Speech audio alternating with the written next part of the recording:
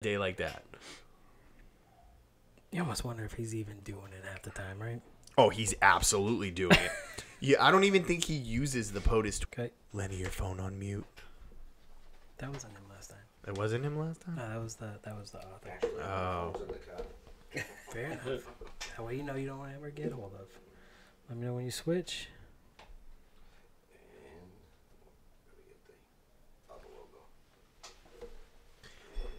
We're back. We're back again. Off Color Discussions. I am your host, Joe B.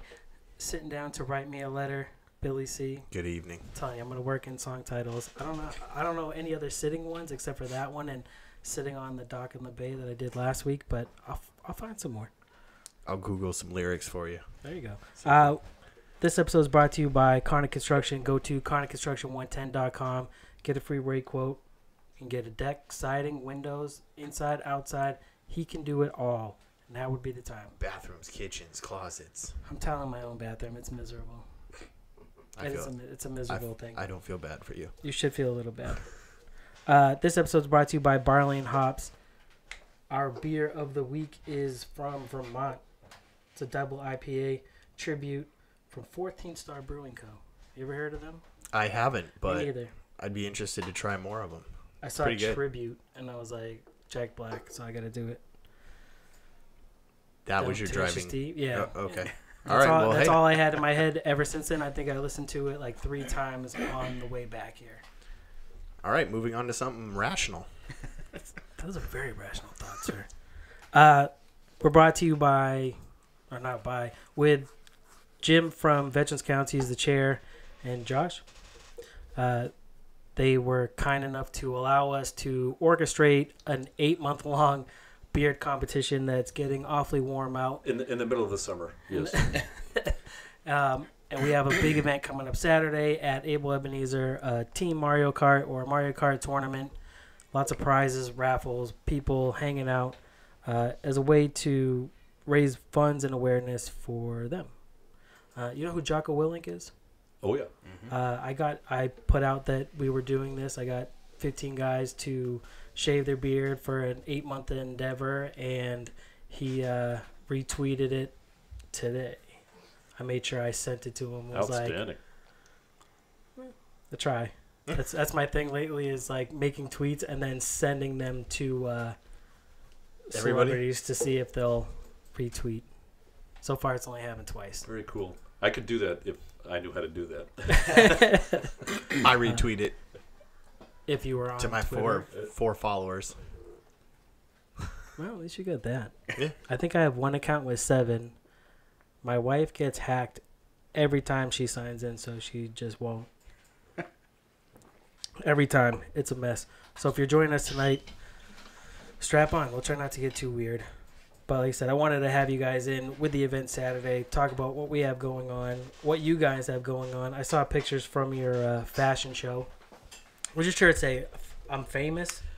Yeah, so, and I made the mistake of not, so that we get into that. So we had a fashion show. It was our second annual. We had it at the Manchester Country Club in Bedford. And so we've got military models, male, female, some spouses. I actually had a Gold Star mother, which was very cool. And so we just, strut our stuff. We had vendors donate clothing, that we could wear. So of course we're showing off the different duds. And so I've been a model, for the 2 years we've had it. And it's a lot of fun. Well, this year, somehow we had a connection, and we reached out to WMUR, Erin Faylu. And she was a co-MC nice. For the event. So she and one of our chapter members, Brian McLaughlin, who I took over for as the Manchester chapter chair, they were going back and forth. So we had bios on the models and so reading those, plus the clothes we were wearing. So I always try to do different things. So I had because we had the MUR connection. I was wearing a tuxedo from George's Apparel in Manchester. And so MUR, I came over just to film a little brief segment. I mean, all of like 15 seconds, show me getting dressed, and then they interviewed me real quick. So I said, how can I parlay this? So, on the inside of my tux, I had a sign. On one side it said, "Call me," and the other side said, "I'm famous." So I kept on showing that off as I walked down, and everyone's laughing. And Erin Falou, she was actually, narrating my bio and the clothes and stuff, but she didn't know what people were laughing at, and so I'm walking down the catwalk, and I walk back, and she still hadn't said anything, and I didn't show her, so she didn't get the joke probably, So then she starts talking, then I start walking back. So I would have pointed right at her. Yeah. I'm talking to you. I'm talking to you. Did you participate, Josh? I did not. Actually, I was. He was a heckler. Oh, that was definitely it. I actually introduced one of our veterans who had an amazing story back in the day there. Yeah, I gotta bring it closer now. You gotta be intimate with it. Yes, Yep. You do. They told me not to swallow it, but they. No. So I introduced one of our veterans who had an amazing story and what he's done, and I was actually privileged enough to work with him when I was a care coordinator with the Eastern SEALs Military and Veteran Services. So it was, I was able to tell his story and what his successes were and what he, went through and how Eastern SEALs Military Veteran Services and Vets Count were able to help. That's awesome. It's funny, not funny, but last time you were here, we were talking about in the enlistment going in. Tim Kennedy was just on Joe Rogan, and that's basically what he was there for, is talking about how the enlistment numbers are down. And Joe Rogan said the same thing I said months ago. What? 2-year service. Oh, yeah. Oh, absolutely. Chill, right? So I came prepared this time because I know we talked about it the last time. So I actually have the actual stats. So it says nearly 75% of Americans ages 17 to 24 are not eligible for military service due to health problems, namely obesity, but some mental issues as well, lack of education, meaning no high school diploma or GED, or a criminal background. So that's why the numbers are basically through the floor, because again, that's the primary demographic, 17 to 24. Obviously, you can join until you're, I think, 35. But that demographic, couch potatoes. Of course, I know we're talking about a Mario Kart tournament, but too many video games, and but we have chairs. We don't have couches. It's okay, just that's chairs. Good. Chairs are good. Straight back chairs. But yeah, I mean, that demographic is just not cutting the mustard when it comes to even if they want to, they can't. That's the issue. 75%. Yeah, it's horrible. Yeah, it is horrible. There's 3 qualifications, and I mean, you can't qualify for all 4 or 3 of those things. Have a GED, not get in any trouble, and be drug free, quasi in shape. Yeah, exactly, quasi in shape, and again, the stats don't lie, and it's going to be an issue at some point. The interesting thing is that once you're in the military, and I probably shouldn't be saying this, but I mean, all units experience it. At least in the Guard and Reserve, but I did all Guard time, but I've seen my share of overweight active duty soldiers as well. Is that it doesn't matter if you're on weight control, as long as you can deploy physically, you can be overweight and deploy. So it's kind of I don't know if a double-edged sword is the right word, but it's a catch-22. Is that once you get in, you can still deploy. They're not going to keep you home because you're 50 pounds overweight. And hopefully, you never get to that point. But reservists, obviously, with only drilling, 1 week in a month, 2 weeks a year. I mean, granted, the requirements are getting, a lot more. I don't think they have started to increase the number of training days for National Guardsmen, because they have like a tiered readiness system, and like some of the higher tiered units, based on where they are, in a 4 or 5 year cycle, if they're coming up for deployment, they'll get more training days. So there's less time in between drills. But the bottom line is, I mean, you gotta, soldiers have to have the motivation in between those drills to keep themselves in shape, and it's tough. I mean, you got your family, you got your civilian job, you got your military job, a lot of competing demands, but it's a big requirement, and again, if you look at the young people today in that age bracket, 17 to 24, I mean, again, whether they want to join or not, a lot of them just can't. I think he said that a lot of the culture is it's looked at as a last resort, and it shouldn't be. I mean, yeah, that was my point. I said the same thing to the wife when I was talking to her about. I think there should be a 2-year, some sort of service that you need to spend for the country. Like I think it would kind of like Israel. Yeah, I mean, it would. As soon as you hate 18. Yeah, exactly. It'd bring everybody to, I think, together, because then you're all in the same boat. Yep. You know what I mean? Like you guys all went through the same stuff, that struggle. And when I said that to her, she's like, "What? What do you mean? Like he's too smart for that?" I'm like, they do tech jobs and stuff like that. They do have smart people in the military. There's a lot of them. You know, incredibly smart people. My wife, she was a doctor in the military, so I mean, and now she's an anesthesiologist here in Manchester. So I mean, it's not like you're not fighting those people that don't want to be. It's about serving. It's about serving our country and enjoying what we do. And if anything, if you're smart with any, like, I don't want to say smart, but if you're inclined in any particular area, you can find that in the military to excel in. Oh, yeah. Like, you're good at robotics, there's plenty of jobs that you could do. Especially with all the drone work now. Yeah. I mean, and all the vehicles they just released that can stop those drones and sending some kind of signal that disables them. I mean, come on. I mean, there's the things whole, to do. Information technology, cyber, I mean, that's going to be huge. Bottom line is, obviously, we still need, fighting men and women, to hold ground, take ground, fight in the trenches. As we found in, the initial invasion in Iraq in 03, I guess, that plan was skewed only because the Secretary of Defense, went in with the lightest number of troops, that he wanted. The chairman of the Joint Chiefs, General Shinseki, he wanted like triple that amount, and Rumsfeld said no. I mean, we were supposed to be in Turkey on the initial invasion, but they canceled that quick, and so they sent us in after they said the major combat was ended, and that was far from what happened. I mean, so the bottom line is, I mean, we can be the most high tech military in the world, which we still are, and hopefully will be, for the foreseeable future. But you still need boots on the ground. It always comes down to that, because a drone can't hold land. They can't talk to the village elders. You need people to do that. And Billy, to get back to your point about and again, unfortunately, a lot of, whether it's parents or teachers or guidance counselors, steering young people away from the military, I mean, that does them a grave disservice.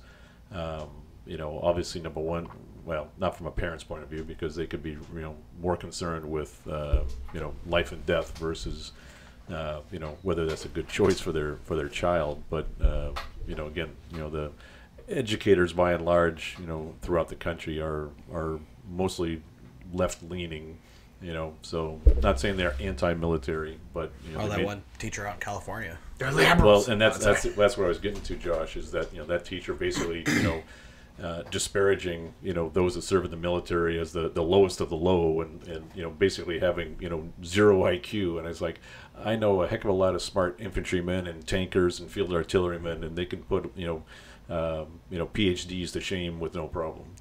Oh, I was gonna say almost everybody I know that has been in the military of above average intelligence. Now, I guess I'm not familiar with this teacher you said out in California. Yeah, he went on this rant. Plus, he was not only a teacher, but he was actually a school board member. Yeah, he was on a school board or a selectman or something, some kind of councilman. But he disparaged. Oh yeah, military people. Yeah, he did some rant in his classroom about somebody, of course, videotaped it or just recorded it about. How serving the military is stupid. That's a choice for stupid people. People with low IQs, and why would you want to go into the military? And it was bad. I don't know if anything happened to him, if he got fired. He was fired. I know. Yeah, I saw that he was fired. Yeah. I mean, I've known quite a few people in the education system, and it is unfortunate that is what they push. Is that if you're not having, what the fuck, that's messed up. If you're not doing good in school, they tell you, well, these are your options. Join the military, and it's unfortunate because I mean that was my point last time we talked about that, is the generation before mine, and almost every generation before that, and I would say mine too, were gung-ho to serve their country. Like, people wanted to serve their country. It was an honorable thing to do. And I think now, since I've graduated school, it's been more of a downhill, decline. Obviously, in the numbers, you can see it. But yeah, I mean, obviously there was a huge influx after 9/11. But it's probably only been, well, maybe the last 10 years. That there's been a steady decline.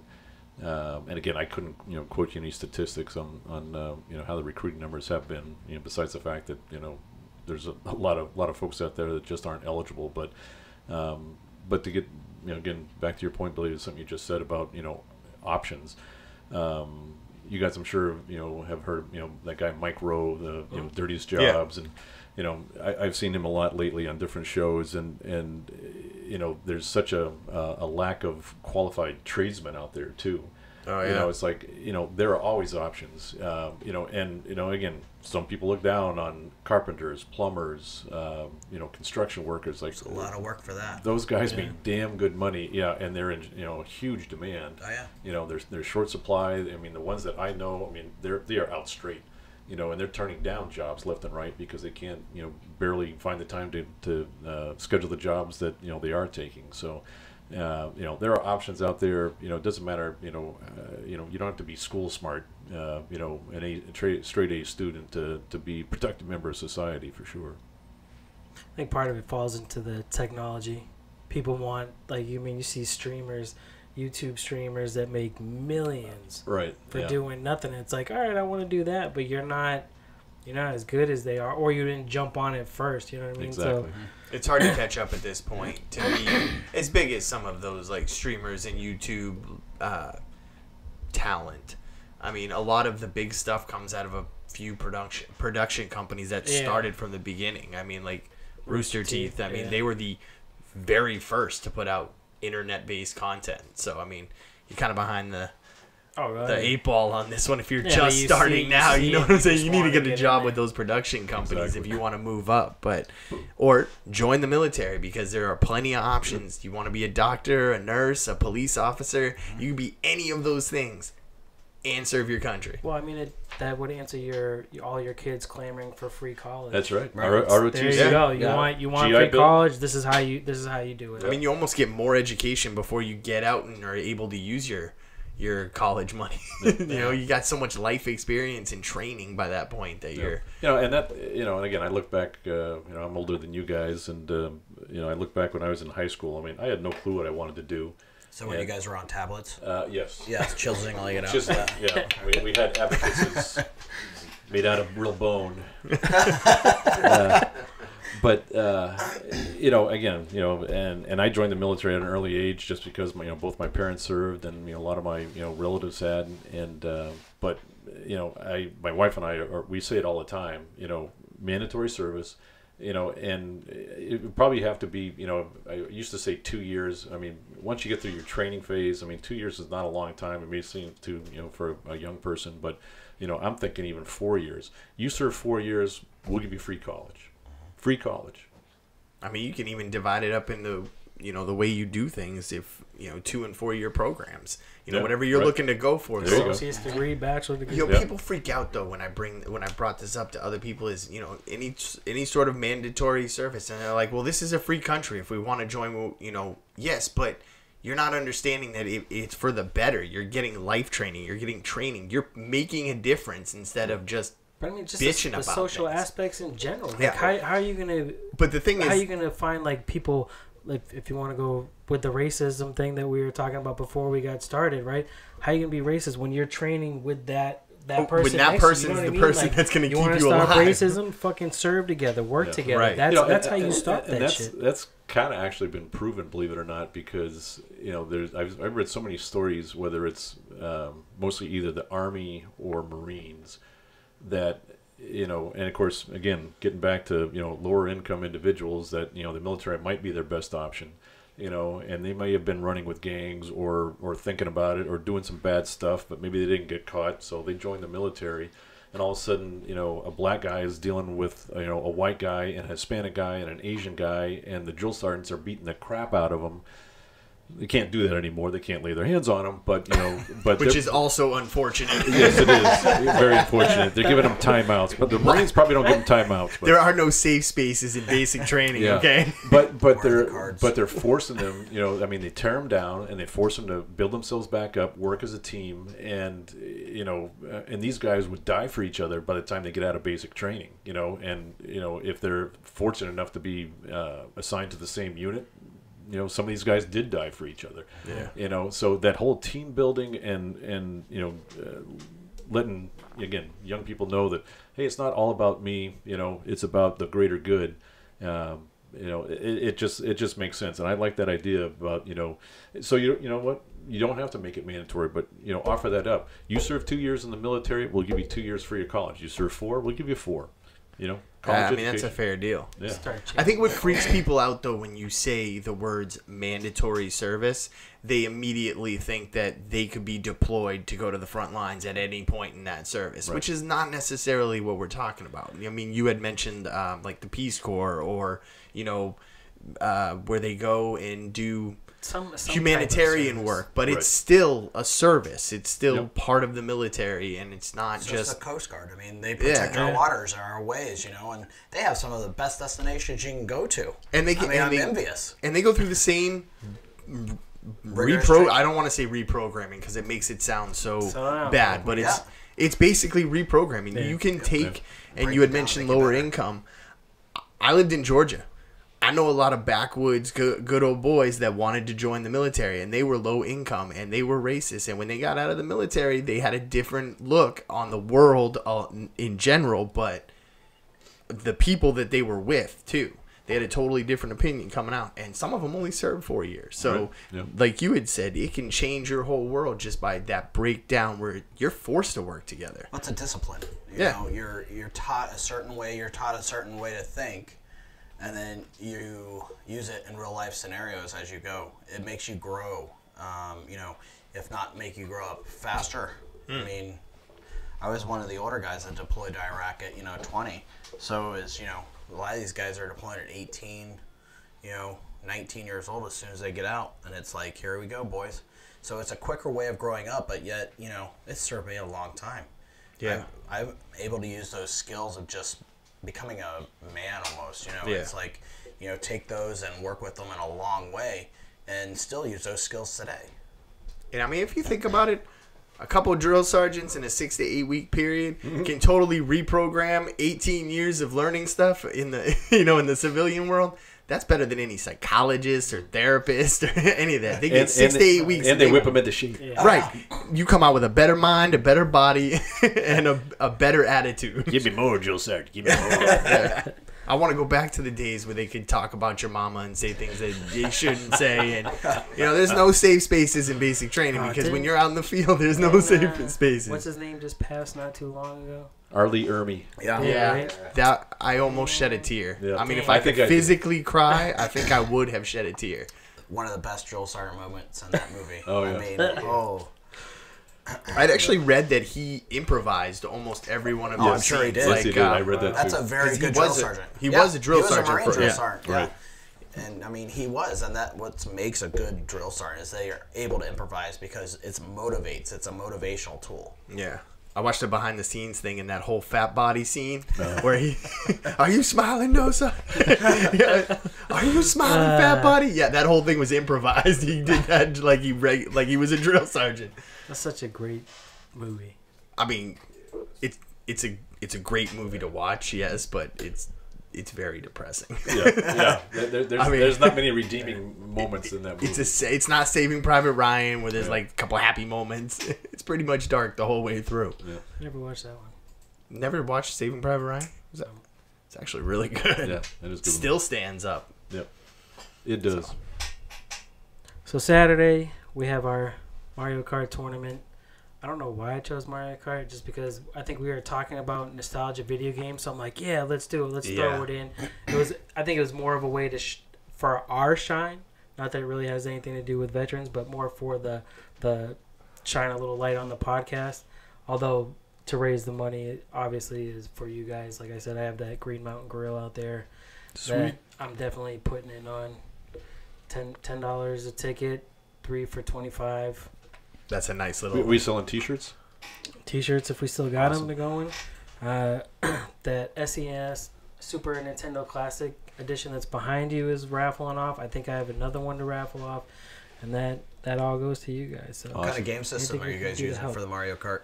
Original Nintendo 64. Yeah. I like it. Had to bring it back old school. Like I think that's another reason why we picked that game was because we all like Mario Kart. Like that was one of the best games growing up for our generation. Yeah. But the kid that we're working with, he does retro game streaming.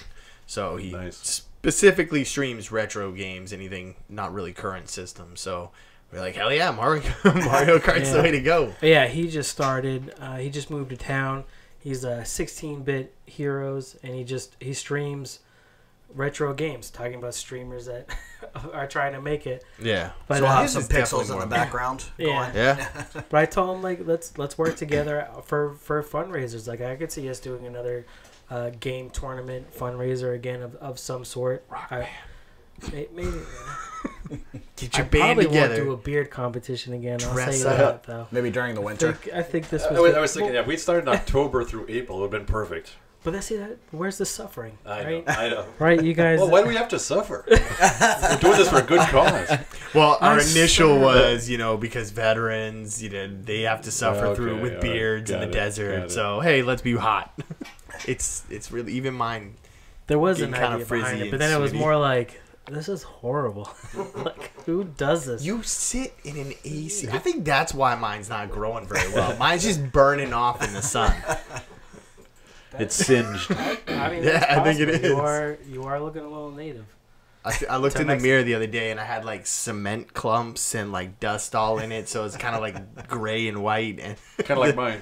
Kinda, but mine didn't wash out very well. Beers definitely came in good. I like it. When I saw that picture the other day, I was like, damn. Yeah, Jim's has really it's taken off. Well. I've got a secret beard oil. I'm not going to share it with you guys, so sorry. Off air, maybe? Give me yeah.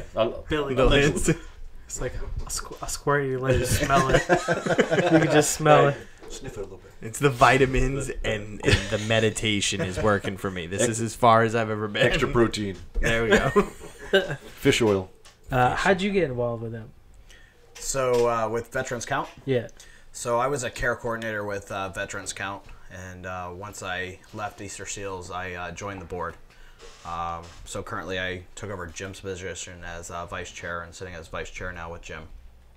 And just to back up a little bit, just to kind of draw the organizational chart. So you have Easter Seals, New Hampshire. That's the main program, and Easter Seals does things with kids, with elderly, with Alzheimer's, all sorts of things. They have all sorts of programs. They have a division in Easter Seals called Military and Veteran Services, and that's where the care coordinators actually work out of. So they are paid Easter Seals employees. Veterans Count started again back in, I think we probably went over this in the previous podcast, but back in 2007, 2008, 7 I believe, because last year was our 10-year anniversary, and Easter Seals had gotten a contract with the New Hampshire National Guard to provide services, counseling, financial assistance, and things like that.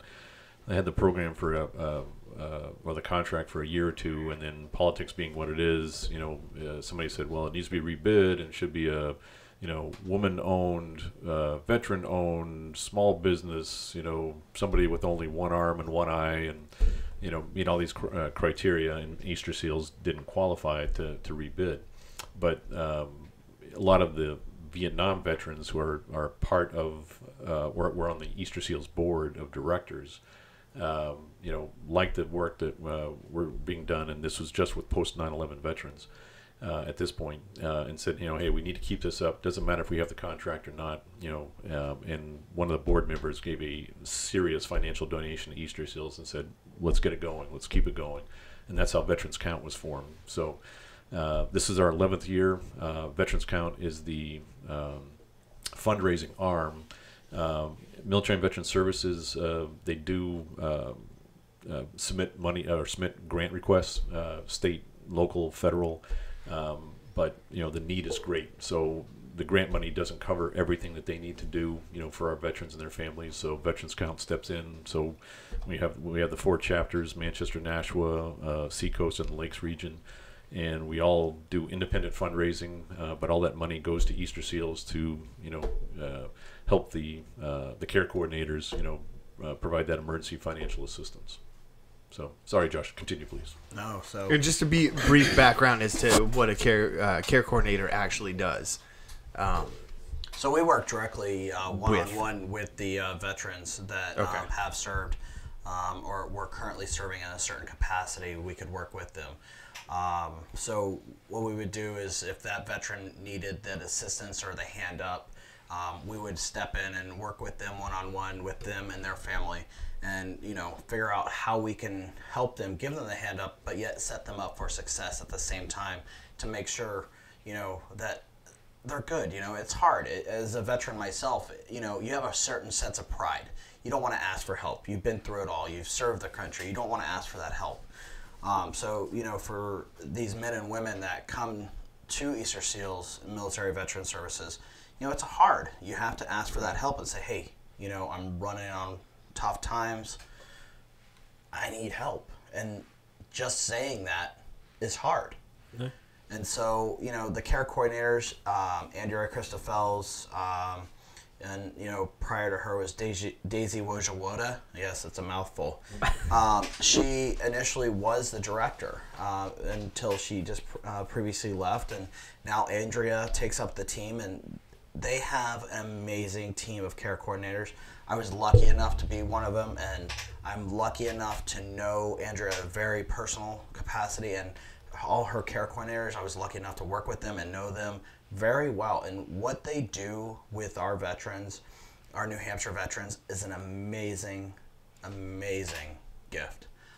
I don't know how they do what they do and keep going. Some of our care coordinators have been in the business for over 15 years just, working with this, but this is the most fulfilling thing they've ever done, is working with our veterans. Just in the short time I was with Easter Seals, the veterans that I met and the relationships that I built are long lasting. I will never forget them. I still am in touch with some of them, just due to the fact that we have a long bond from that, and I'm able to, use their stories to help with Veterans Count. And, a lot of those veterans will speak for us, and because of what they were able to do and work themselves up. It's not what we were able to do, it's them building themselves back up. I mean, you can only lead a horse to water, you can't make them drink. And that's the biggest thing, is that, we'll lead them to the water. It's up to them if they're going to do it. And a lot of times, because they're military, we know, damn well that they're going to make sure it happens and, take care of themselves or take care of others. Yeah. So you moved from being a care coordinator up to basically where you're at now. No, it's a volunteer position. Right. So I stepped down from a care coordination, to be with my family. So I just stay home down for a little bit. So, my family is always first with me, and so I was able to, be lucky enough to. And he's married to a doctor. I think you mentioned that. Yeah, Yeah, I think I got a running tally of how many times. Just that one. No, but it's nice that I was able to do that, and that's why I wanted to get involved and still make sure we had that positive note, to be able to get involved, because my wife and I are still very much involved with the veterans issues and every kind of veteran issue in New Hampshire. I mean, we're very involved with that. Yeah, and Josh mentioned it. The care coordinators are doing God's work. I mean, they've interceded on over probably now about 120 suicides or suicidal ideations by veterans or their family members. Tremendous success record. On an average monthly basis, the care coordinators disperse $35,000 to $40,000. I mean, that shows the need. I mean, some months are higher, some months are lower. What does that money go to? It goes to rent, mortgage payments, car repairs, medical bills, gas cards, food cards, and getting ready for jobs, suits, ties, exactly, any job equipment. Yeah, I mean, cutting through red tape, with various agencies, whether it's the VA or any agency, whatever the issue is. And like Josh said, I mean, we're trying to set these veterans and their families up for success. So we say we're a hand up, not a hand out. It's not going to be you come back to the well every month, every time you need something. It's like we're going to set you up. We're going to get you what you need now, but we're going to set you up for success. So you can do this on your own because we know you can. We never put money directly into the hands of the veterans and their families, because that's part of our transparency. We pay the bills directly. If they need gas cards and stuff like that, we will give them a gas card, obviously, or a Hannaford shopping card or something like that. But by and large, I mean, we're not putting cash in people's hands or their bank accounts. I mean, that's not how we operate. And 90 cents of every dollar we raise goes directly back to the veterans. So our overhead is extremely low. That's just all administrative expenses that just the good organizations they're going to have that. And I think 10% is a very reasonable amount. When I know Wounded Warrior is a lot better, but not too long ago they were like only 60 to 65 cents on every dollar went back to the veterans. So. Now we're at 90.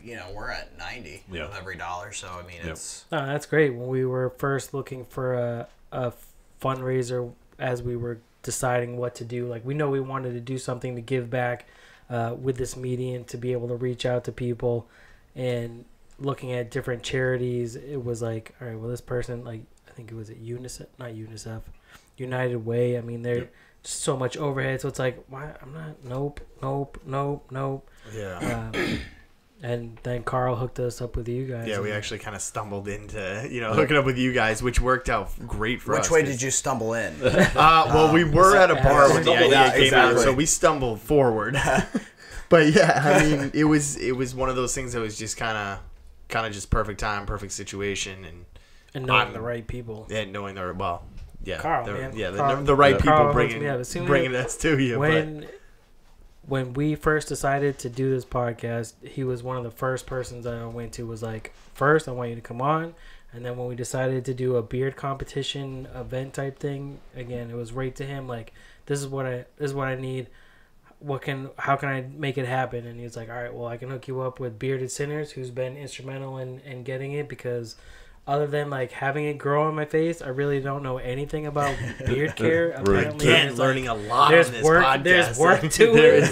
There's a lot of work. Some of us have more than lots of work to look this good. Yeah. And then hooking us up with you guys, where it was just like, yep, do this. I know they're always looking for new ways, so it's like, all right, well, I got ideas. Yep. So and we appreciate that. I mean, again, and I hopefully I mentioned this at the last time I was on. We're all about obviously fundraising, number one, first and foremost, but it's also about the awareness. It's we want people to know who we are, what we do, because again, this is our 11th year now, and there's still plenty of organizations, companies, other nonprofits, veteran organizations, and the general public that still don't know who we are and what we do.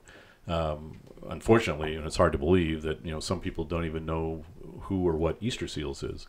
And I'll be honest, I mean, I probably did not know everything that Easter Seals does, and I probably still don't know everything they do. I've got a better grasp on that. But so it's about the awareness as well as the fundraising.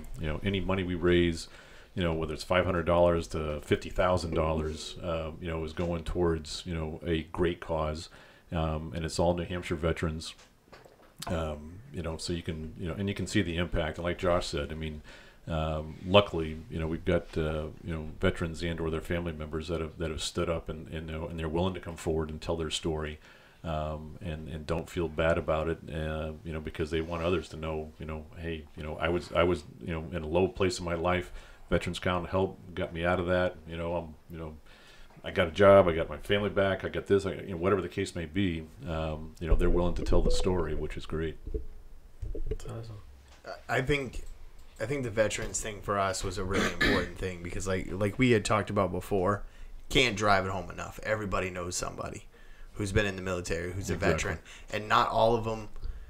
Maybe the person that came back and was fine, maybe isn't struggling, got a job, but it needs to be like we need to put out as much awareness as possible. I think that's why we chose this route, was because I don't think there's enough.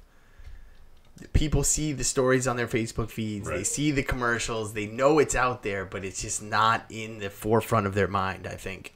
And it should be more than it is.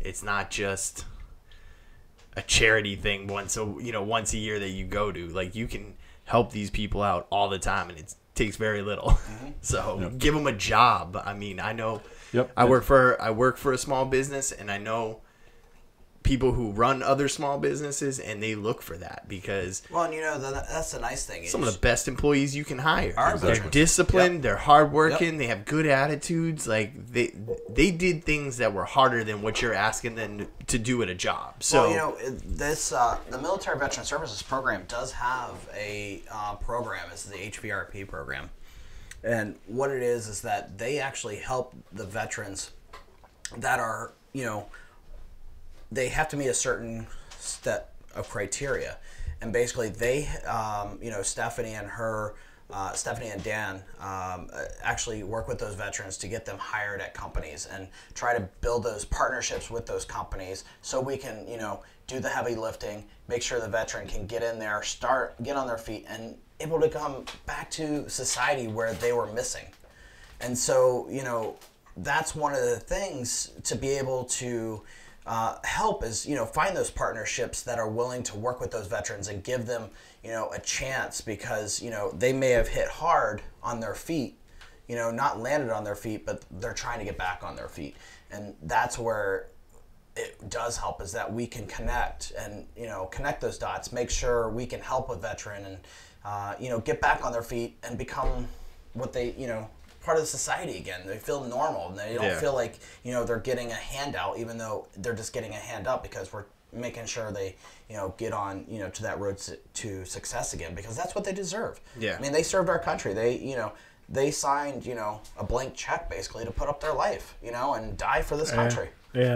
I mean, you see it too much, honestly. I think it's overlooked that. Oh, look at California and all the homeless veterans. I mean, when these people come back, I don't think people are sympathetic enough to the fact that it's a total different world change coming back from, especially after a time after 9/11. Like, a lot of those veterans are getting out of the military now. They're coming back from, careers, and some of them can't find jobs. And I don't think people understand the change in life that it is to go from military life back to civilian life, and to not be able to get that little step in the door to get back and get help and right on the right track. I mean, it's important.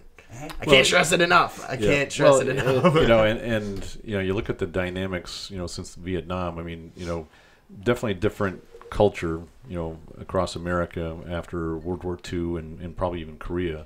But it was, Vietnam, where the split happened, between, people being very supportive of the military, that, saying, oh, geez, what the heck are we doing, fighting in Vietnam? And, when those Vietnam vets came back, they, got treated like crap. They got spit on if they were wearing their uniforms in airports or anywhere. And again, and we hear this firsthand. Josh and I, again, dealing with some of the Vietnam vets that are board members, for Veterans Count, and they're like, never again, this can't happen again. But same thing with high unemployment. And if you look at, especially again, and everyone's different. I mean, I'll be honest, I don't know exactly what Josh did, when he served overseas. I had what I would term a great deployment. I mean, we didn't lose any soldiers. We had a couple of accidents and people got injured, but luckily, none, life-threatening. It wasn't that we weren't doing dangerous things, but, we were in the, south of Baghdad, so, the action just wasn't there, So we lucked out. A lot of other troops, didn't. Exactly. Based on, where they were and what they were doing. Whether it was, convoy security or foot patrols or whatever. So, being in that high stress environment, a lot of these soldiers, and then coming back to a civilian world, I mean, how do they cope with that? And number one, it's a coping, and again, I don't want to say that everyone's got, mental issues. I mean, I'm sure, the majority of soldiers, I mean, don't seek mental health counseling because they don't need it. And hopefully the ones that may need it are asking for that help. Like Josh said, it doesn't happen all the time, unfortunately, or in a timely manner. But you go to that high stress environment, and and these soldiers are, you might have, Josh talked about ages. You could have a 20-year-old, and it's probably more prevalent in the Marine Corps, maybe, because you can have a 20-year-old, Lance Corporal, that's in charge of a squad, and he's also responsible for, so he might be responsible for 8 infantrymen and $500,000 to $1 million worth of equipment. I mean, that's a lot of responsibility. That's a lot for of pressure for a 20-year-old. For a 20-year-old, someone who can't go into a bar in this country and buy a drink. Right. And I own a house and cars, and I'm freaking out when it's like, shit, I gotta pay my shit this week. Like, damn. But it's that drill sergeant though that builds you up. Again, it goes back down to that drill sergeant that you had, and allows you to be able to take on that stress and that responsibility because you're set up for success in the military. I mean, it's not easy, but that's what their job is, and that's what they do, Yep. But some of these, these soldiers get back, and again, high stress, so they're used to making like split second, sometimes life or death decisions, and then they come back to the civilian world and and they can't find a job. White bread. But to try to put that in civilian terms, on the job market. When someone, asks them, if they go to a job interview, well, what did you do? Well, I was an infantryman. If they just say that, they're selling themselves short. They're like, well, I was a personnelist because I was in charge of 8 people. I was a logistician because I was responsible for $500 to $1,000 to $1 million worth of equipment. I had to make tactical decisions, with no guidance. I followed orders, to the best of my ability, based on the information I was given, and then I might have to, make my own decisions based on what was happening on the ground. I mean, these soldiers are thinking on their feet and making again life death decisions. So working at become a manager at Starbucks, it's not really a big deal. These guys can do that. So my point is that getting back to military careers, or whether it's 2, 4 years or 34 years, military instills great qualities. The life skills. And you talk, and we're talking employment. I'm also involved with another organization, that gets involved with, reviewing resumes and interviewing techniques and, the hard skills versus the soft skills. Military teaches all that. It's a lot easier to teach, a military, a soldier, a technical skill at a job if they don't know it. But you can't teach leadership. That's already been instilled in these soldiers. So military personnel come out so far ahead of the average Joe. If they don't have any background, because they're used to the stress. I mean, civilians don't know what stress is, until they're getting shot at, on a regular basis. And you got to do a head count in the middle of like a gunfight. Yeah, that's... right. So I mean, the job skills, the soft skills that soldiers have when they get out of the military, or are still serving in the Guard or Reserve and just looking for a job or a better job, they are far above the average civilian, because they've got those skills that have been ingrained in them. Sometimes whatever the stress was, whether it's a drill sergeant, and or then maybe combat, but or just even the day-to-day life of a soldier. There's so much responsibility that these soldiers are responsible for. Even if they're the lowest PV1 on the totem pole, they're still responsible for stuff. They got to account for their own stuff. They got to be in certain places at a certain time in the right uniform.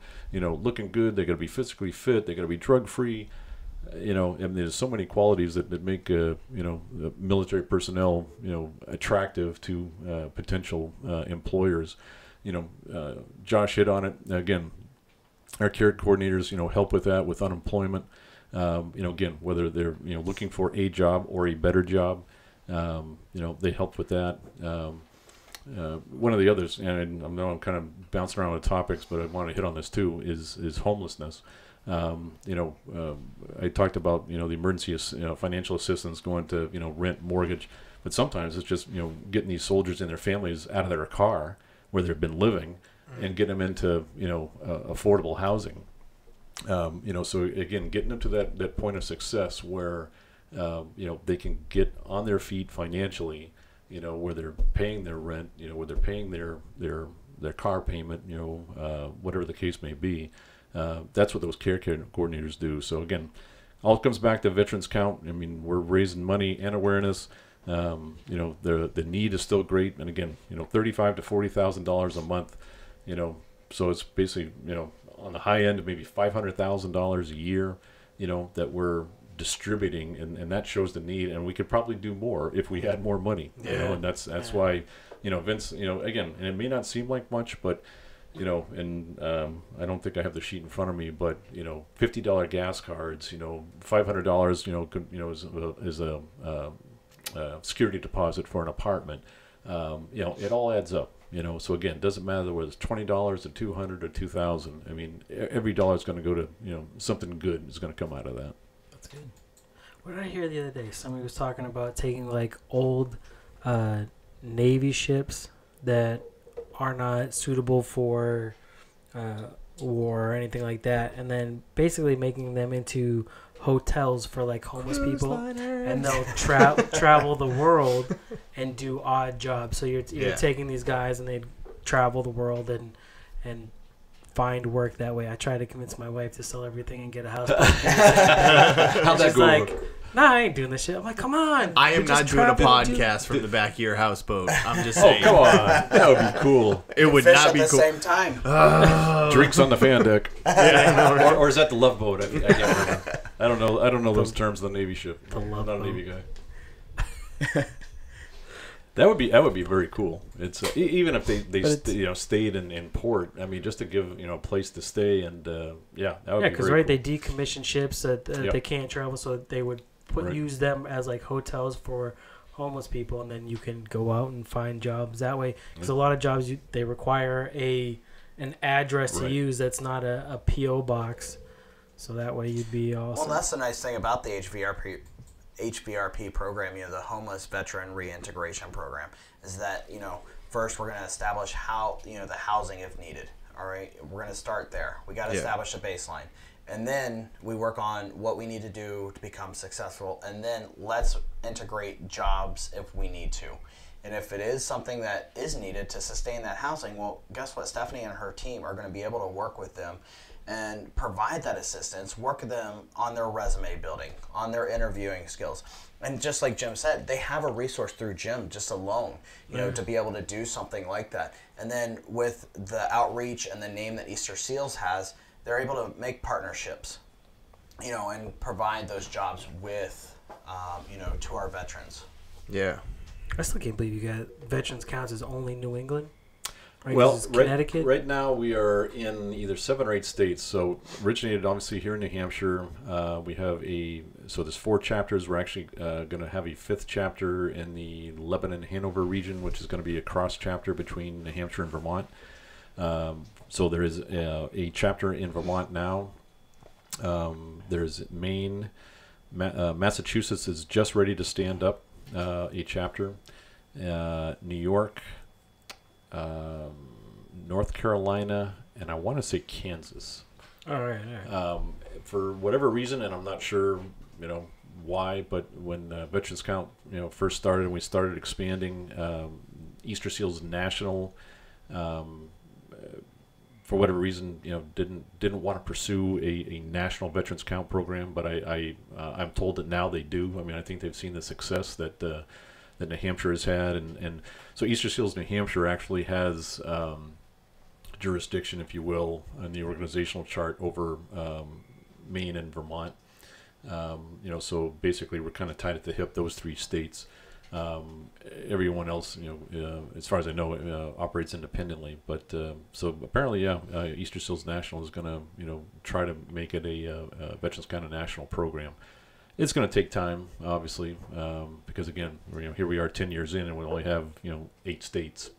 that have chapters. So, but hey, whether it expands or not, we're going to continue to do what we're doing. And before we go too much further, I'd be remiss if I didn't talk about our some phone numbers on our website. So website is Vets Count. It's VETS count.org/NH. And if you go there, you can see all the different the 4 chapters we have and what events are going on, and you can make donations, obviously. And to Billy at the beard competition because he's still at 0. That's right. Beers and battle scars. Poor Billy is at 0. Beards, and battle scars. Yeah, Billy. Vote for Billy.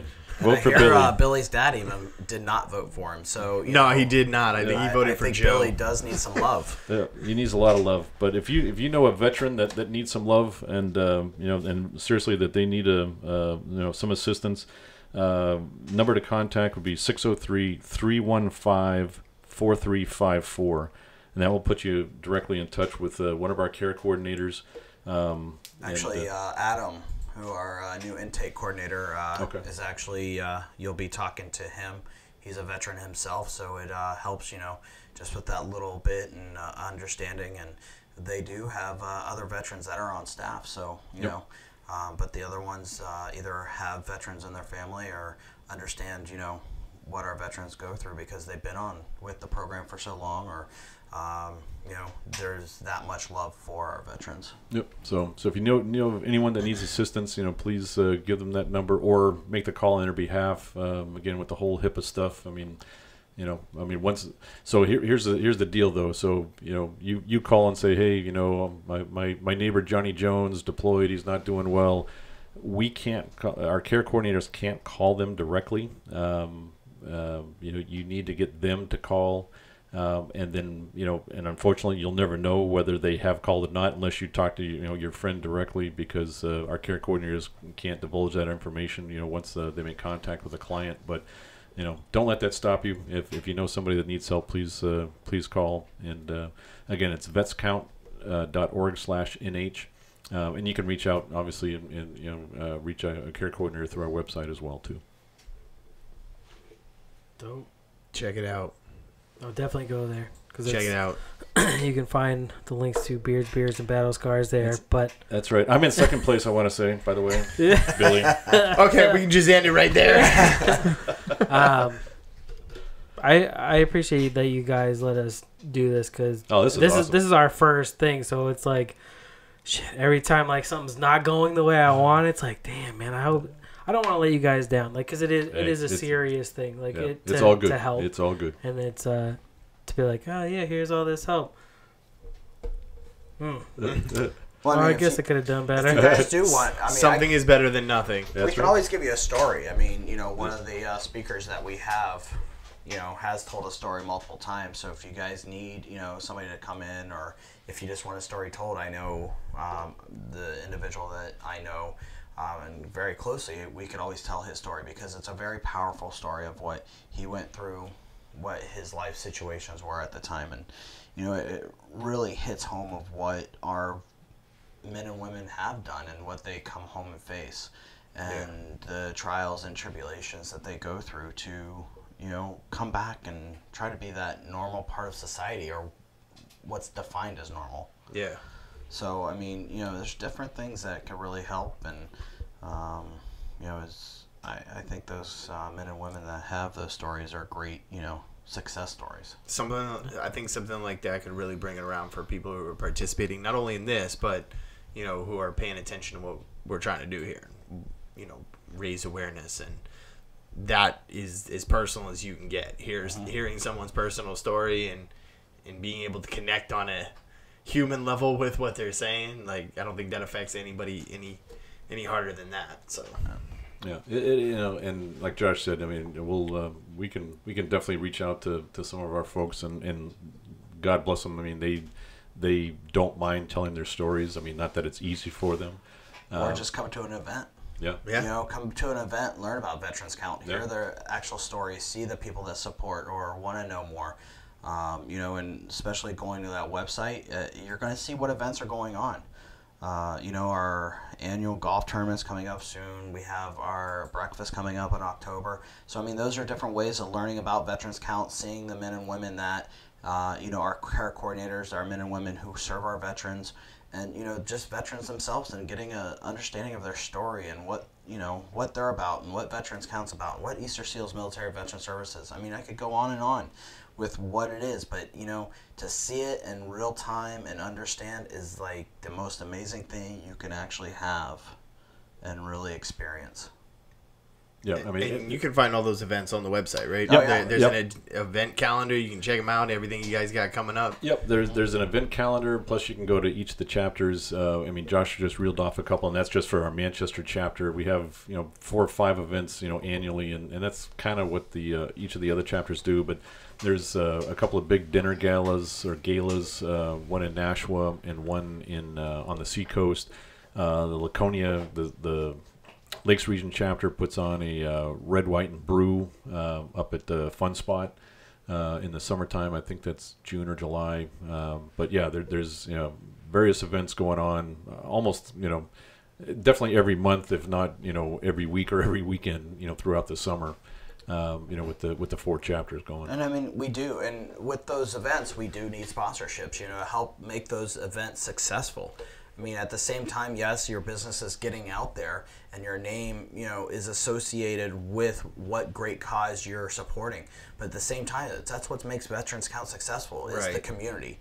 And the community jumping in and giving those sponsorships and supporting Veterans Count and bringing that knowledge to the rest of New Hampshire makes Veterans Count and successful, and our veterans successful, by being able to give them that hand up. Yeah. So without those, we would not be here today. So I mean, those sponsorships, should be able to come in and allow that sharing of, just support. Really, it's sharing of that support to our veterans, is showing that we care. So we're always looking for new sponsorships, no matter what the monetary donation is.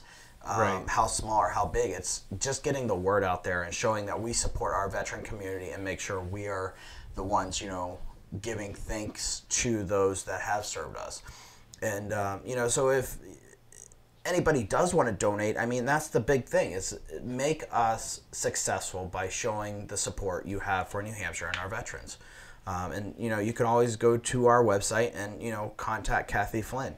She will be able to facilitate, to help you figure out what your best need is, or how to meet what you're looking for, or, whatever you may have or question-wise, she would be able to answer that for you. Yeah, just to let people know. So Kathy Flynn is a full-time Easter Seals employee. I think she's the Vice President of Development or Assistant Director of Development for Veterans Count. So she's basically our full-time go-to person of all the chapters. There's a couple of full-time folks with Easter Seals that I mean, their one sole job is to help us as volunteers succeed, and they do all the administrative stuff, and you guys know Kathy, you've met her. I mean, great woman, and also Ashley Sievers is very helpful to us too. She's a big part of our program. So.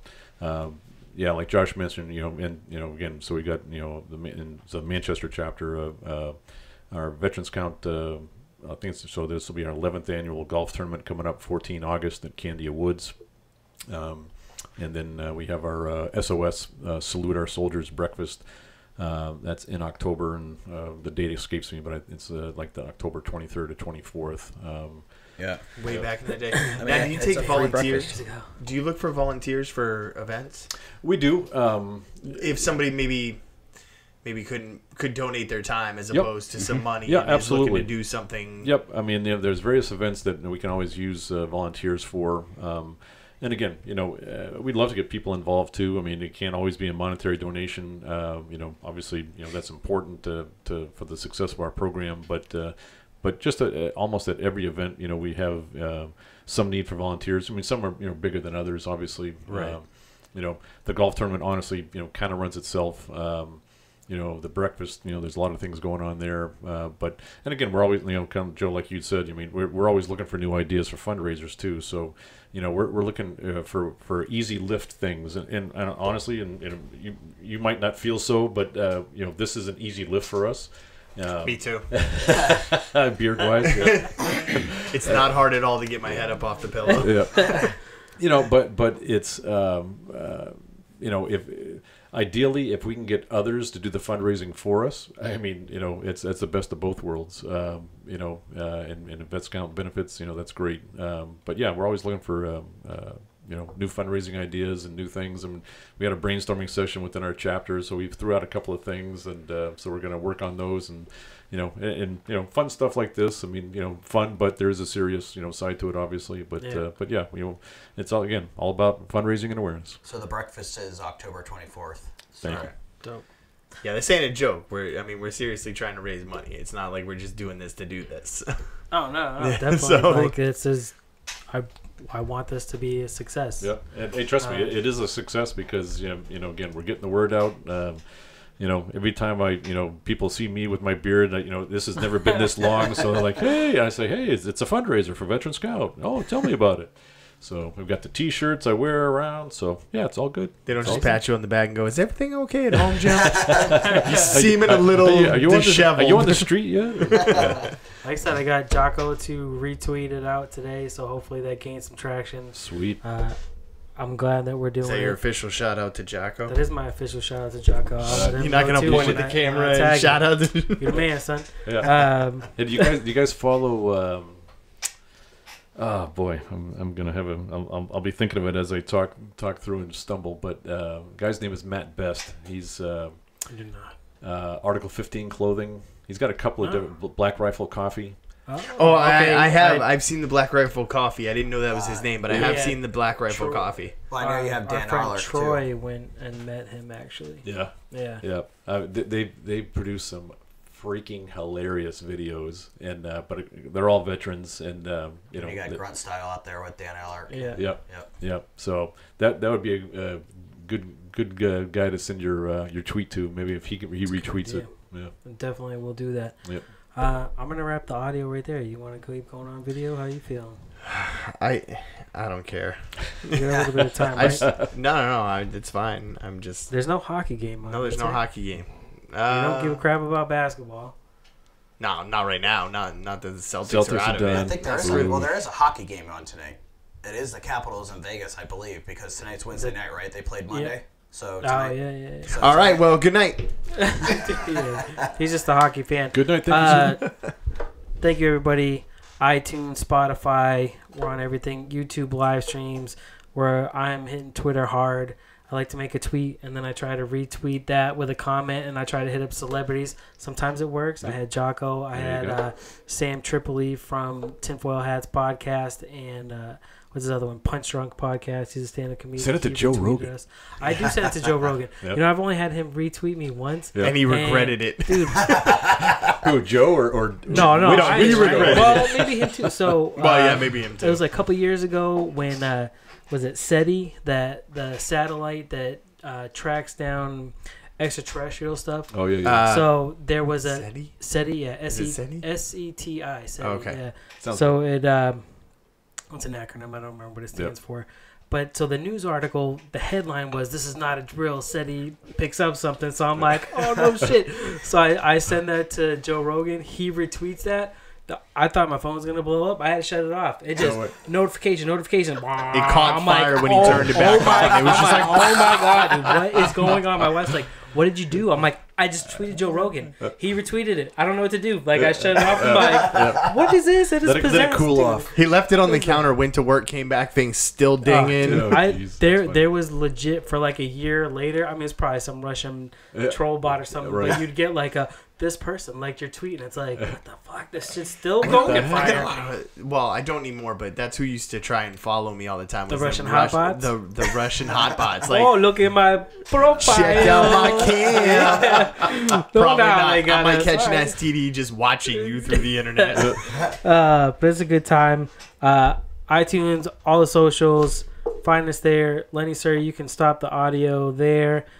We can roll. Make sure you stream tell for a them. little bit. Go to the website. What's You're up? Looking to donate. You're a business looking to sponsor something. I will do that. It's on not just Thank your you. name on a charity. It's I helping. just like to say Vets Counts. Put it on. It's just a fun title. Yeah, You already it's a clicked fun the title. stop. I heard it click it, bro. No, You ended it too soon. I didn't end it too You soon. premature. Dog. Story of your life. Oops. Oops. You're cut off, sir. I've only had one. 2 and a half. 1.5. 1.5.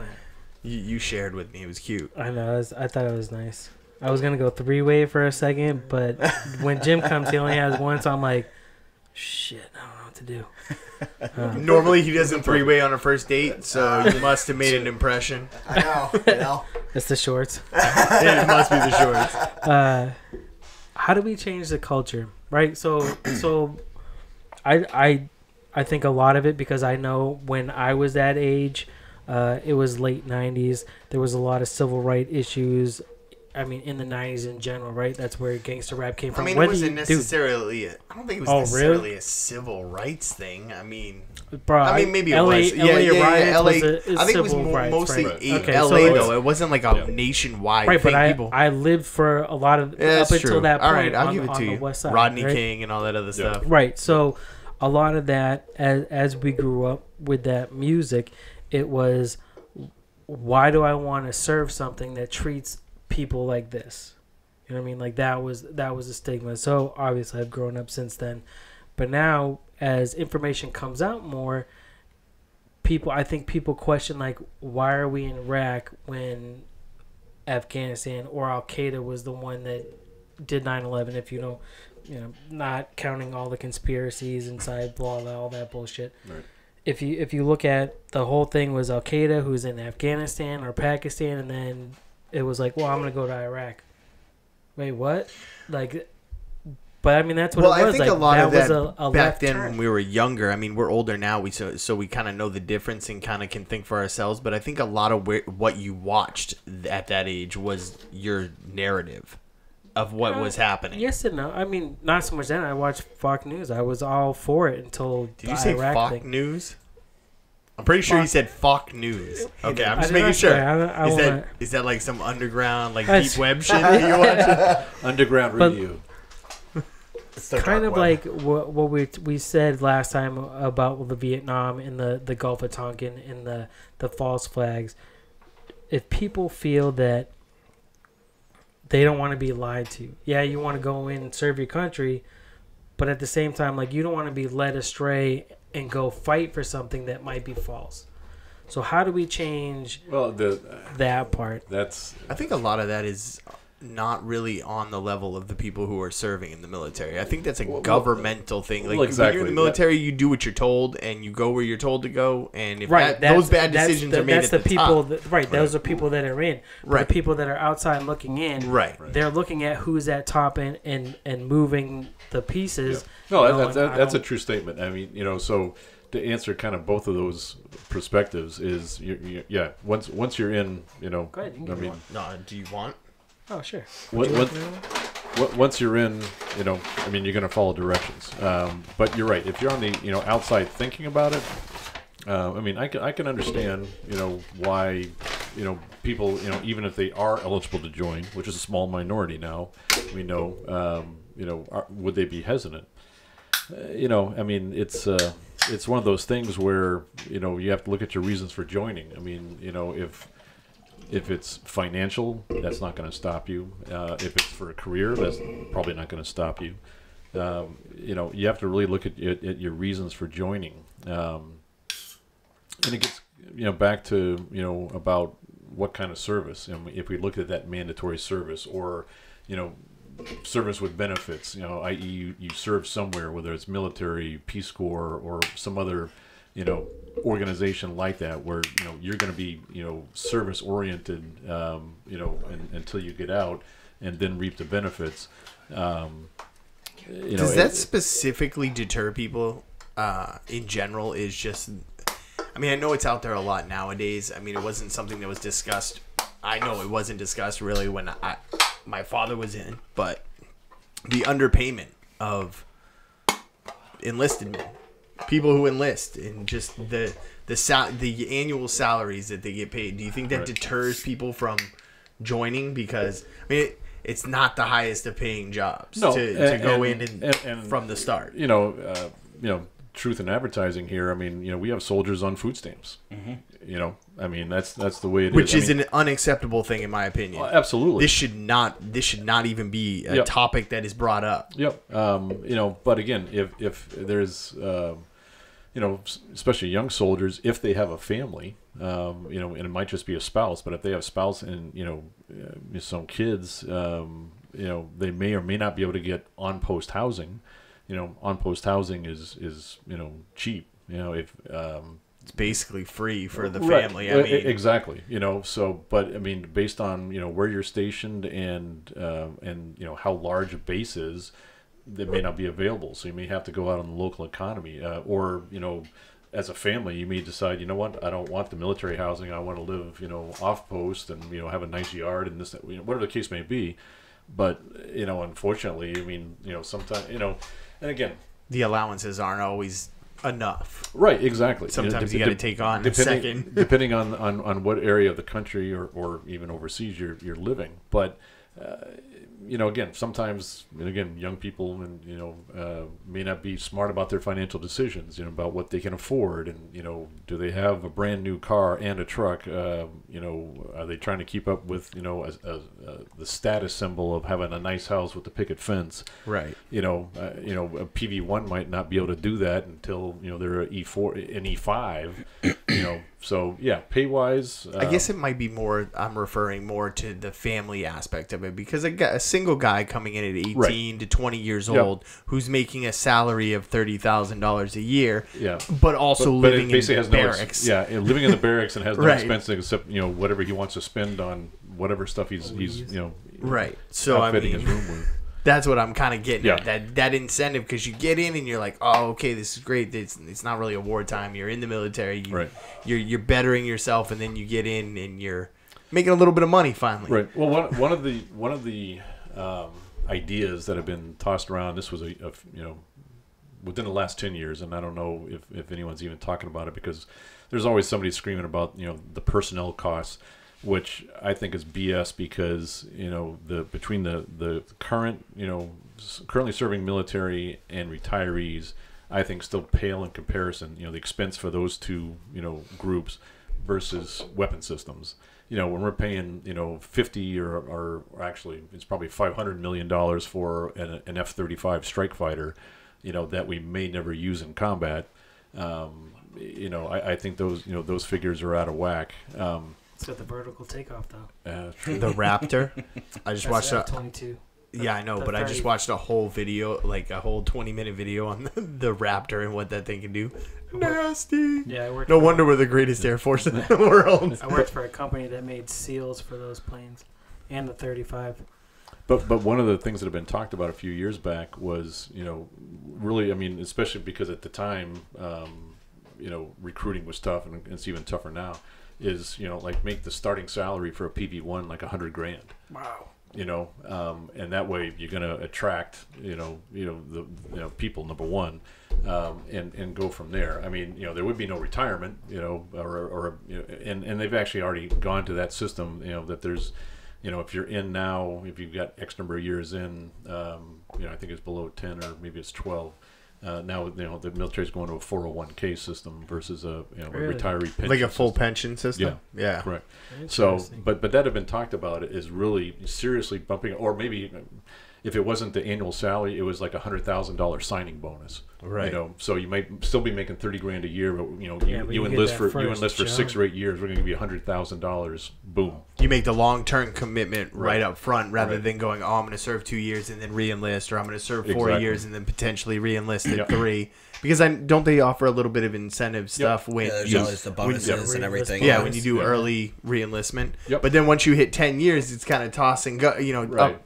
Touch and go, because if you don't really re-enlist at 9, they may not want you to come back at 10. Well, and I don't know if it's at 10 or it could be a little bit longer, but at some point they stop offering bonuses, right? For re-enlistment. So, so that had been talked about, and whether that kind of idea comes back. Again, it's always going to depend on the recruiting numbers and also what's going on in the world. I mean, if the perfect aliens. I wasn't really thinking about aliens. We got those F-22 Raptors, man. I wasn't really thinking about an Independence Day scenario, but no, if let's say North Korea calms down, no longer a threat, who knows what's going to happen with Iran? But it's cyclical. I mean, I think it's in our human nature, and again, human nature, man's nature to conduct war. Yeah. Sadly, but sad but true. But if there is a time of peace, obviously you're gonna you see a drawdown. In time of war, you see build back up. That's both weapons weapons budget and personnel budget. But again, it's really going to depend on it's always a numbers game recruiting wise anyway. Is that also fueled by just pure patriotism? People feel more inclined during a time of unrest as opposed to a time of absolutely kind of peace and settle. Yep. People are like, they got that covered. You know what I'm saying? Right. Like, That's why you had a large increase during 9/11 or after 9/11. Exactly. Right. You have that sense of patriotism because our country was attacked. Yeah. So you're going to have a large increase into that because there's a sense to serve because all of a sudden we get attacked out of nowhere. We're the United States of America. We're not supposed to be getting attacked. Usually we're the ones defending, and supporting other countries. So there's a large sense of duty, And I think we're going to have that increase. And then, you have everything else that plays a role right now with Afghanistan and Iraq is, it's politician fighting. Yeah. And unfortunately, it does shape, I think, the decrease of recruits coming in because you have people on one side and the other and fighting, and then you have all this negative stuff that makes more of a impact than the positive stuff. So, while I was serving in Iraq, all the negative stuff was the highlight. It was never the positive stuff, what, kind of highlights we were doing. Even in Afghanistan, it was the same way. Yeah. So I unfortunately, I think it's our politics shape and have hurt our country because of the infighting and what we have seen. So what you're saying is get rid of the bureaucrats. The beer. You said bureaucrats? Did you say beer? Bureaucrats? Bureaucrat? Okay. Bureaucrats. Oh, man, we could do this I all think night we would support bureaucrats. Yes, That's I would right. support Bureau Authority. So As long as they have basically, term limits. we know the government's listening. They've shut down our stuff, like while talking about cryptocurrency. only on crypto. When we start talking crypto, they're probably cutting the audio right now. So $1 million incentive bonus for any aliens that you got to fight. Yep. Perfect. And we started $100,000. You may not get a lot in the first 10 to 12 years, but you're getting $100,000 signing bonus. Like, I think that's a good start. That's good to stuff. bringing I like in some numbers. And I mean, if nothing else, you get a sense of self-worth, pride, and doing something for your country, and a good education. You're gonna learn something while you're doing this. And If not life you experience, get a sense of community, man. You're riding through that struggle together. that is the It's no literal joke. Yeah, ultimate ride or die right there. not that football camp is the same, but like when Is you that go a sport? on football, Yeah. Is that a sport? yeah. Oh, okay. It's a couple sports Shut up. actually, depending on where you are. American football, yeah, man. When I It's a played shitty high sport at school this point. football, you go through that camp, like there's that sense when you're driving through the mud, and I mean I'm not talking about the NFL crap, but like kids playing. When I fought with a lot of people that are now my friends, like after that struggle, it's like, There's a bond. all right, yeah, Oh, yeah. like you Absolutely. went through that shit that. It only happened there. Only people that were there are gonna know or understand what you're talking about. And, I think that's a good example as a civilian. I think that's a brilliant example as a civilian because you understand the trial and tribulations that you went through in that specific time. And the military's the same way. I think you have, great stories. You have friendships. I was lucky enough to deploy with one of my guys from Basic and AIT. We were pulled in the first sergeant's office while we were in AIT and saying, guess what? Get ready. You're going to the sandbox. It's boots on the ground as soon as you graduate. Damn. And we flew right out of Basic. I had a week home, AIT had a week home, and I was in Baghdad, downtown Baghdad. So you cherish those, and that's why Memorial Day is such a big thing, because I have a couple guys that, we lost while I was deployed. Mm-hmm. And, so Todd and Aaron are always in my heart, and they're never forgotten. So, it's, it's one of those things you'll never remember, but you've gone through it, and I will never forget the men and women I've served with, deployed my several missions that I've had. And, it's one of those things. But I think that is a great scenario of what you go through. You develop that relationship, and it's the same with the military. Yeah. Just different aspects, that's all. I mean, it's the same concept. Like I said, man, I'm down for mandatory service. Let's get this petition going. Let's make a change. Let's start it. I mean, I'm a little too old to start this, but for future generations, you know what I'm saying? Let's get them right. Everybody else around us. Really, you're just going to shut down colleges for a while. Yeah, I mean, I would have done it straight out of high school. If it was a mandatory thing, I would have had no problem. I thought about going into the military. My dad went, not for you. I'm lucky enough to have, the military pay for my bachelor's, and then even with the VA benefits that I receive through the VA, I was able to have them pay for my MBA. Yeah. So, I mean, to transition out of what I was doing, once I got out of the military, I was a police officer in Baltimore.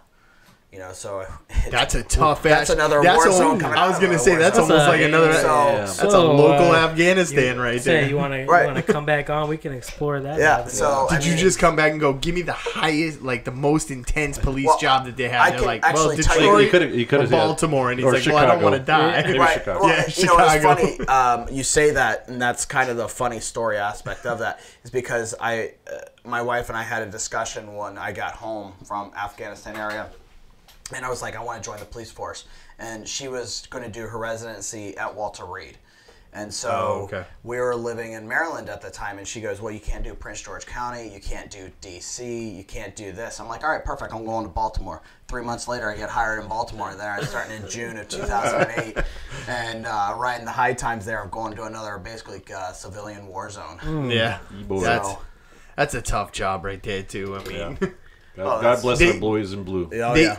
I got a lot of women love. in red too. I mean, it's like it's crazy. Run towards a fire? No, thank you. And unfortunately, the police departments across this country have been getting a lot of negative press, and a lot of it is, I mean, when you're doing something blatantly on video and someone catches you, but a lot of these bad practices is just red tape shit that pushes people to get to this point. Like these people don't join the police force for the most part to do this.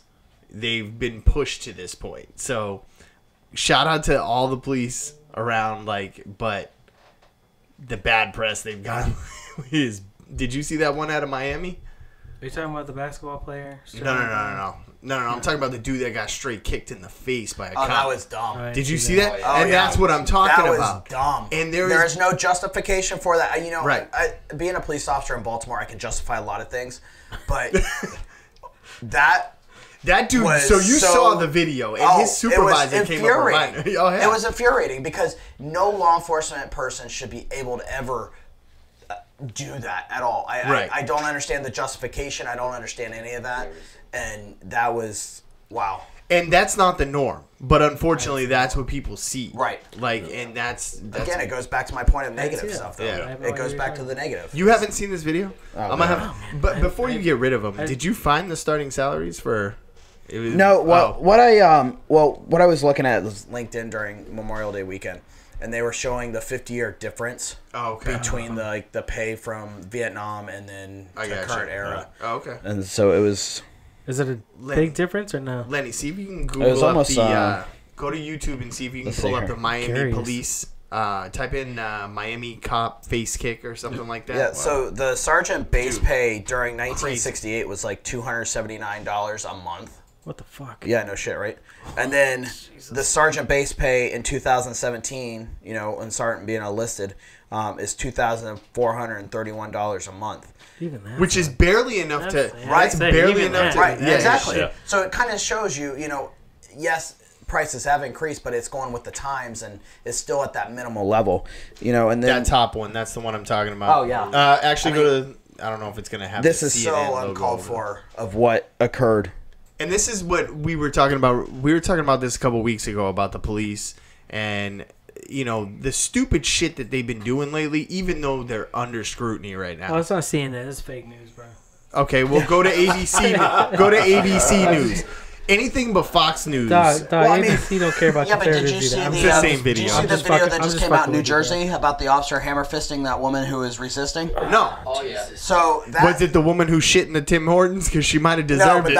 that was a great video though. We are Because not she was fighting. totally prepared. That's what I'm for talking that. about. Oh, see, you got to make it bigger. Yeah. All right, start it over. Yeah, I'm gonna. He'll recycle. I mean, that is ridiculous. Yeah, this is what I'm talking about. Homeboy just straight, and then here comes the supervisor. But here's the thing. That officer had the whole situation under control. Yeah. There was no need to jump on the guy. He was already had his hands behind his back. Dude wasn't fighting at all, and he That gets is- straight kicked in the Yeah. face.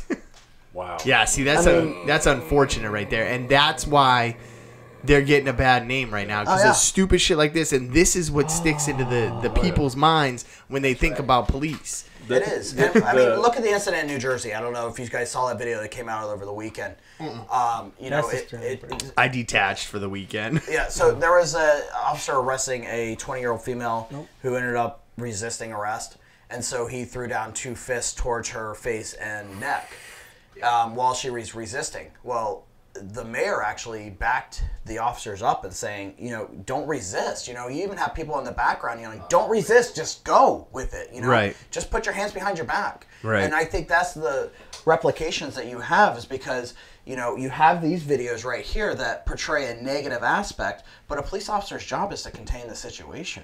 And, you know, it's hard. I mean, I don't know if anybody you can can put take it down. yourselves in that situation, even as a soldier or a Marine, Right. you know, or a sailor, put themselves in that situation, what you're going to do, because it's a split-second decision that you have to make. You know, obviously, you know, any taking of a life is an innocent life, you know, is wrong. But, you know, everybody goes off, you know, so quickly, you know, and they're not in that situation. You know, like Josh said, I mean, it's a split-second decision, you know, and a you know, cop has to decide, you know, am I going home to see my family tonight? You know, again, obviously, there are plenty of instances where it was not justified. You know, whether it's a violent act like we just saw with that kick, or somebody shooting somebody. But again, all the negative, that's what everybody focuses on, Right. Which is such a minute percentage. And if you look at the overall percentages of, black people killed by cops versus black people killed by black people, it's like 2% versus 97%. It's night and day. But so anytime whether it's the left, Hollywood, sports stars, whoever comes out and Black Lives Matter, every life matters. That's right. Number one. Number two, you don't hear them saying anything or doing anything, and if they do, it's so far under the radar, which the left wouldn't let that happen. But there were 7 murders in Chicago over Memorial Day. I don't hear any celebrities saying, I'm going to walk the streets of Chicago until this stops. This Chicago situation is getting out of control. That's why That's crazy. Aren't they over 500 homicides since the beginning of the year? Yeah, just I don't know within what the the number within the city limits of Chicago. Actually, I thought what I saw that their numbers are I don't know what statistic I saw. I thought I saw today, because I just saw a little clip on the news before I came over here, was the number of murders are down. It's like 192 so far for the year, but that number exceeds like L.A. and Detroit combined. That's because Detroit and they started paintball. Seriously. The cops?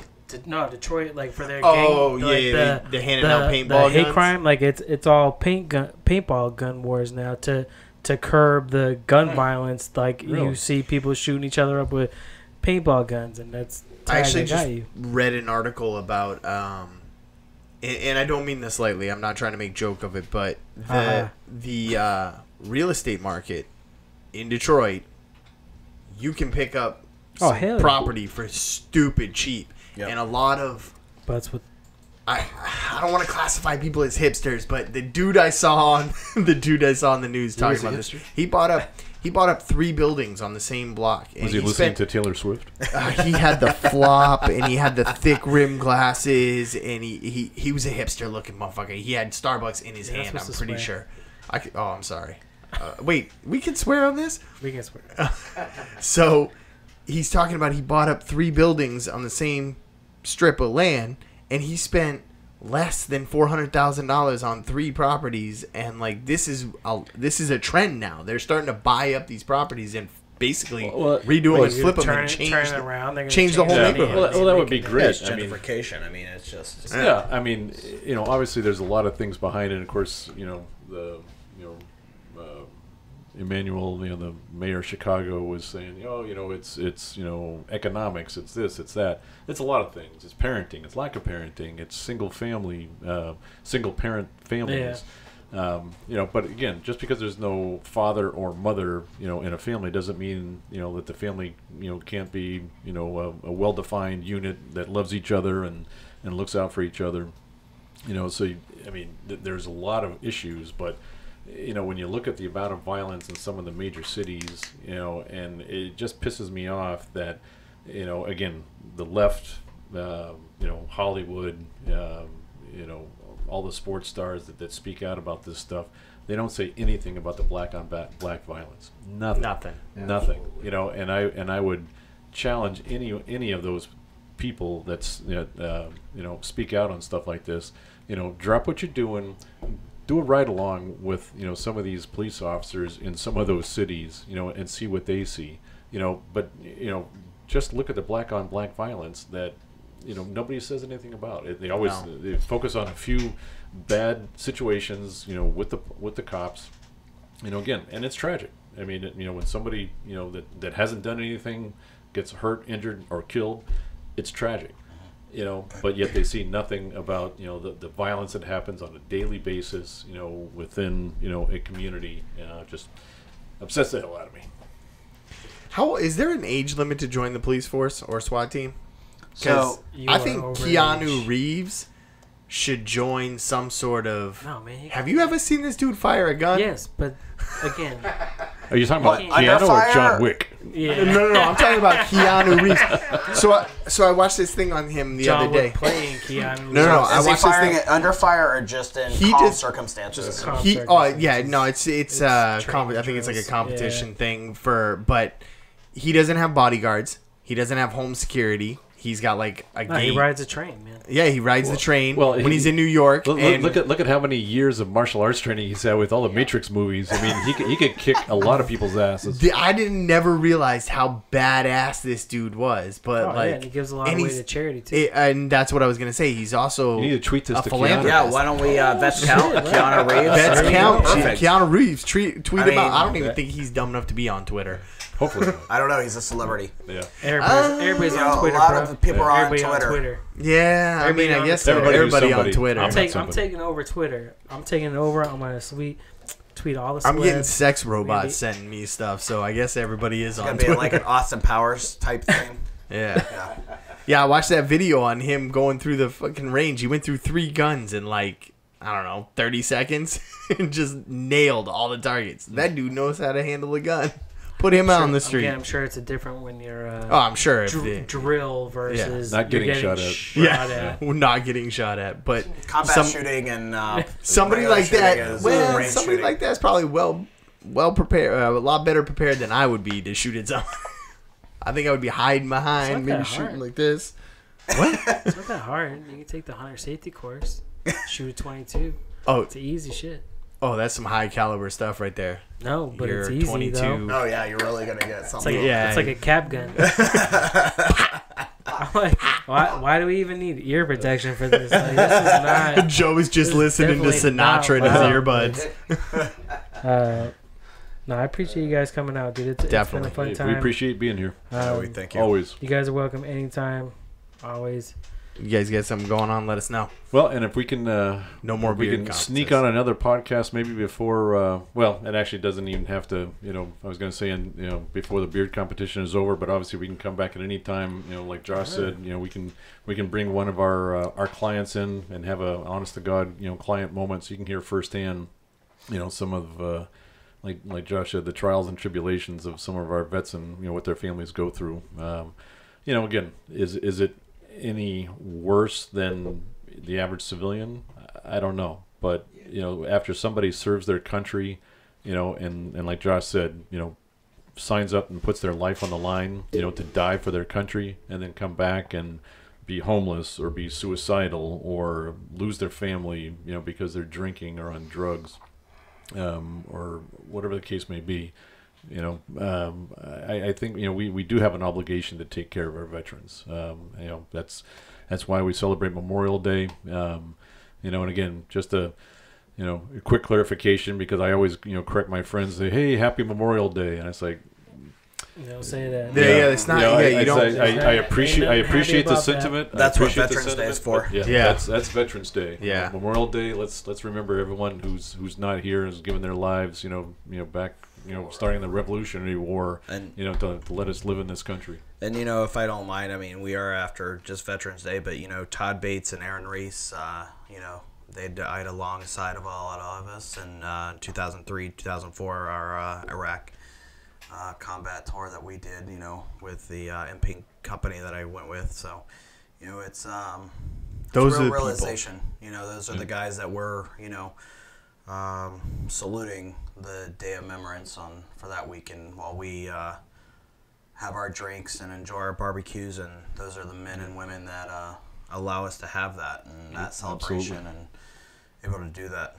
I know I stress that to my kids, that these kinds of holidays, because they're in school, they get this glossy if they eye. Even get that. Yeah, if they even get that they glossy. Get told. So coming from a family where my father was in the military and I was a military kid, like, I stress to them all the time what this really means, like what that weekend means, what that day means. It's not about partying or camping or barbecues. These are the people that you need to remember, and they don't remember it obviously, but you need to honor them anyways. And it's not, like you said, it's not Happy Memorial Day. There's really, it's not a happy thing. I stay quiet on that. I don't put out the tweets and the but reach out to friends that served and say, hey man, my condolences. I actually reached out to a friend of ours, PJ, that hosts the Bicker Bots, that is a veteran, and just let him know, hey, first off, I'm glad that you made it so that we could have this interaction. Second, my condolences for what you lost when you were there, because I know people that lost. I mean, Adam Court is in Merrimack Graveyard right now, and he served.